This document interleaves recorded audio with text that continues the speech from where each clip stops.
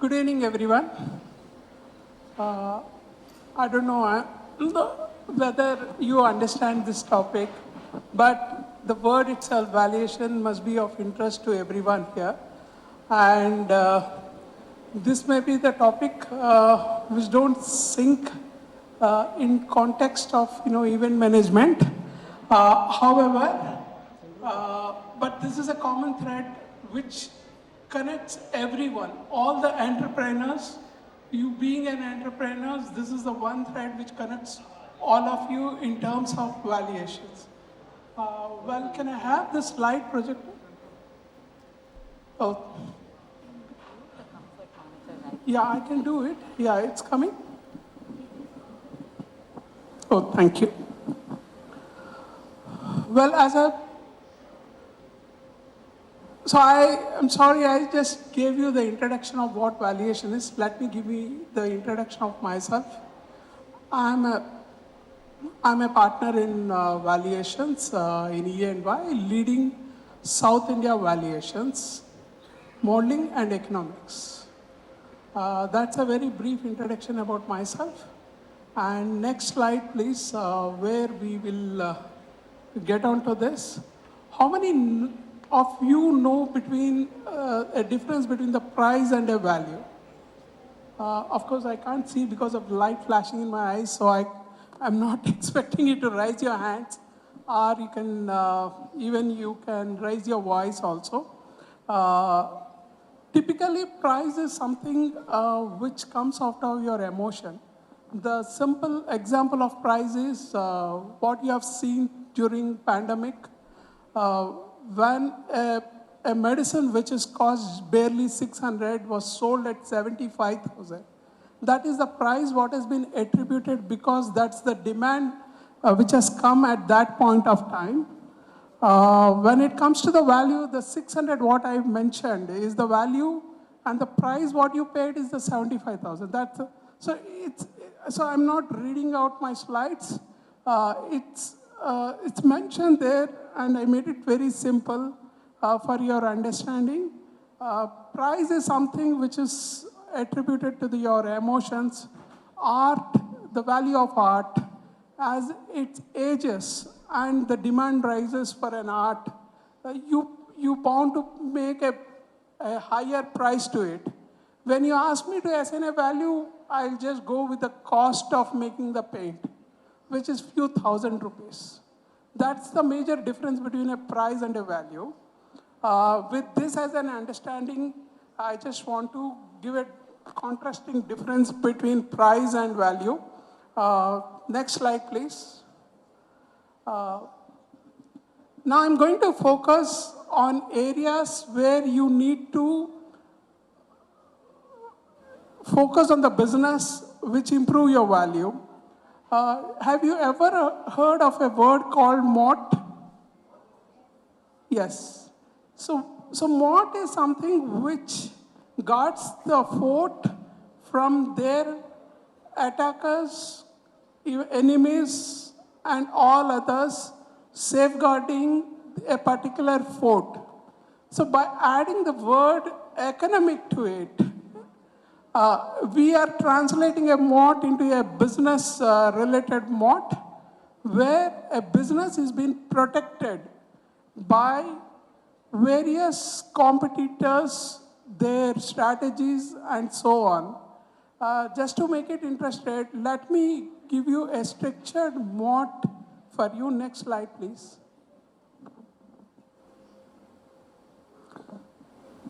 Typically, if I have to tell you what this moat, economic moat, is being phased into four major things. One is the networking effect.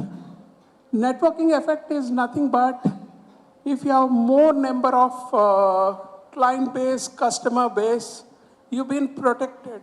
Just to give an example of a certain e-commerce companies which has come off late in 2000s, their customer base has been so big and their valuations outpaced even some of the manufacturing companies. That is called networking effect. So here, when you make more number of clients, you're bound to add more value to your business, and you protect yourself from your competitors. And no, please step back to the previous slide. Switching cost is something where there is, so okay, let me not bore you on giving you all these elements. Maybe we can discuss separately in a different forum. They are the competitive items which you built in your business so that you differentiate yourself from your competitors to become more strong. Next slide, please. So this is the one which tells about how a company is being valued. Here on one side, on the left side of the graph, is the manufacturing. On the right side is the service companies. In the manufacturing companies, mostly the value is driven by their tangible assets. When I say tangible, the land, building, and other physical assets that they built into this, and very small portion comes from their intangible assets. When it comes to the service industry, the most of the things are coming from intangible items because there are hardly any tangible assets. That is where you build the value here. And some of the things which add to it is economic mot and the other intangibles. So, Mr. Sanjeev, would you like to throw some light on any kind of intangibles that can add to this particular industry? Yes. Am I audible? Yeah, I think so. Well, particularly related to the wedding industry, the catering companies, the Audio Technica companies have very high inventory needs. They have very large asset in their companies. I was just recently given to understand that one Audio Technica company has got 8 crores worth of technical products.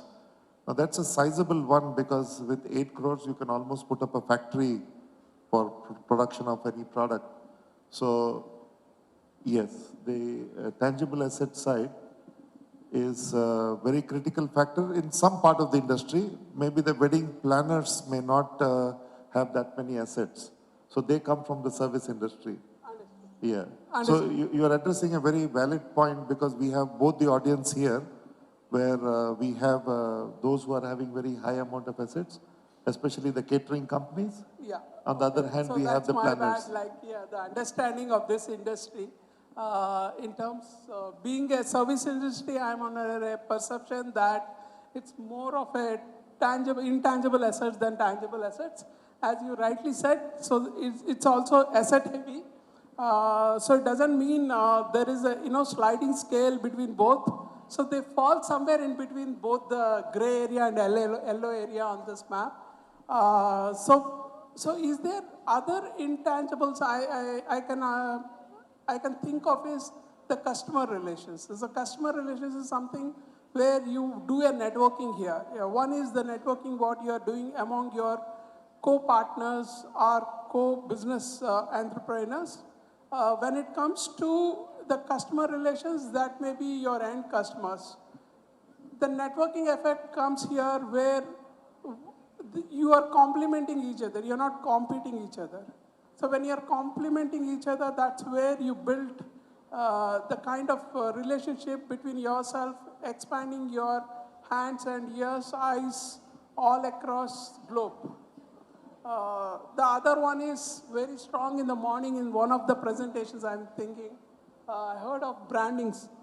So something which you would like to say something on branding part? Yes. Well, the valuation on branding per se is a very tricky topic as to how far the brand value carries itself and what it gets back in return. An ROI to be done on marketing has always been a challenge, but today there is a lot of matrices available on which one can do a little bit of valuation. But when it comes to branding valuation, I think we will always need experts' help, especially companies like EY, who do their metrics in a very different way to show higher valuations. I've been involved with some of the companies in doing that work, but I have also noticed that companies like EY are always able to show a little higher valuation. And the trick here is all about the reach.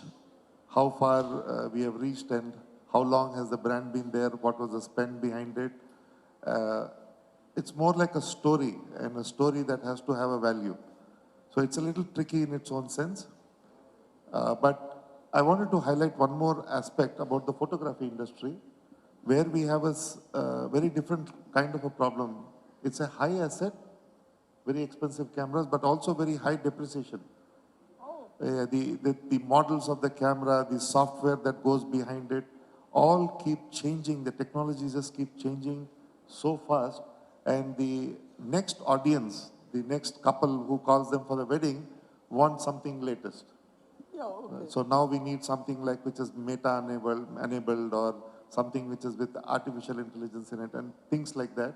So acquiring new technologies constantly and then acquiring staff behind it is another major area where I want you to address that topic. Yeah, in fact, that's what in one of the intangibles, what have been mentioned on the graph here on the slide is the technology part, where the technology keep on updating, and it's most important, whoever has got this technology advantage or an edge over their competitors, they're the ones who make ahead of the curve in terms of valuations. So all these parameters, what I'm talking is something what we see when we come to you, when we are valuing you.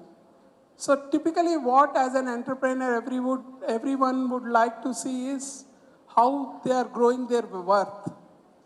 So worth means what they are today, what they are going to be in next 5 years, 10 years, 15 years from now. Have they created any worth? So these are some of the elements which needs to be built. So something like technology, you are always in the market updating your technology so that you have an extra edge over your competitors. And other thing I would like to highlight is if you have a technology or a process which is unique to you, it's better you protect it through patents. You have your own trademarks, which will strengthen your brand also. So that is something what a customer also look at you. In one of the morning sessions, they've been mentioning, branding is something which makes an extra edge over your competitors, and that attracts, and that gives you a better pricing also in terms of, when you go to your clients. Okay, okay, one more point I would like to highlight here is the goodwill. The misconception of goodwill is something people think that is readily valuable, but goodwill is something which is invisible in the business and built over a period of time. So as you keep on growing your intangibles over your tangible assets, that's where the goodwill will build on its own into your business. Next slide, please. Well, this is, I think, we have all kind of companies, right from startups to the mature stage, right, sir? Yeah. So these are the companies. Okay, step back. We're still on the life cycle. Here are the companies where we see, as you hear the word startups are an early stage companies, where the companies are yet to kick onto their revenues. These are the companies which are very difficult to assign any value because we don't know where they are heading on. So here is what makes difficult for a professional like me to assign any value. Even Mr. Sanjeev being in the same profession, I'm sure he also face those kind of difficulties in startups and early stage companies. And other important thing on this here I would like to highlight is when you have a life cycle and you are traveling on your life cycle, typically you should invent yourself so that you will never reach your decline stage. You keep evolving yourself, adding new things, new edge over your competitors so that you are never reached your decline stage or a mature stage, and you keep growing over a period of time. So that is what it intend to say. We are on a time constraint. As this topic is very, very elaborative for us, I know the valuation topic comes up when you are about to raise money. So now you know whom to reach out as you want. If anybody is interested in raising money and taking their companies into a much larger size, you know who can do that for you. It's Mr. Venkat, who works in EY and he heads the valuation division. So maybe he has a slide or two before we conclude this session. Sure, Yes. sure, sir. Yeah, typically there are 2 slides. So rather, can you run to the next slide, please? So these are something which I'm not reading out. Maybe I'll flash it for yours. If you were a PE fund or a venture capitalist, what they look in you and what is that they ask for you. I'm just flashing you rather, reading each of these quotations. And maybe we can go to the next slide.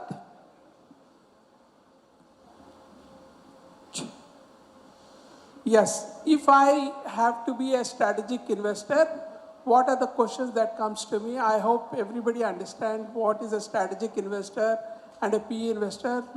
Let me just brief you. PE investors are investors who would like to make an investment in your company and exit in next 3 to 5 years typically.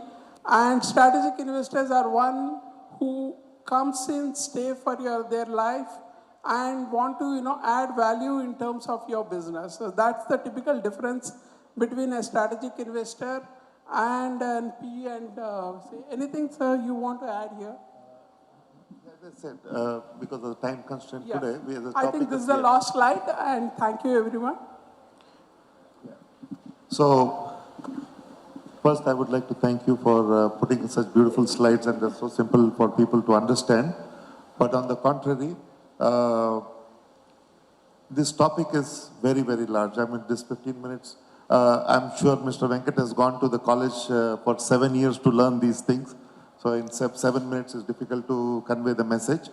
But whoever may be interested in expanding their companies and growing in a much larger scale, yeah, please do connect with Mr. Venkat, who can guide you through this entire process, and we can see some large companies in this industry. Thank you. Thank you so much, Sanjeev, for moderating the session. And thank you so much, Venkat. Ladies and gentlemen, once again, please give a huge round of applause. Venkat is going to be around for any of you if you have any questions related to valuations. Thank you so much once again.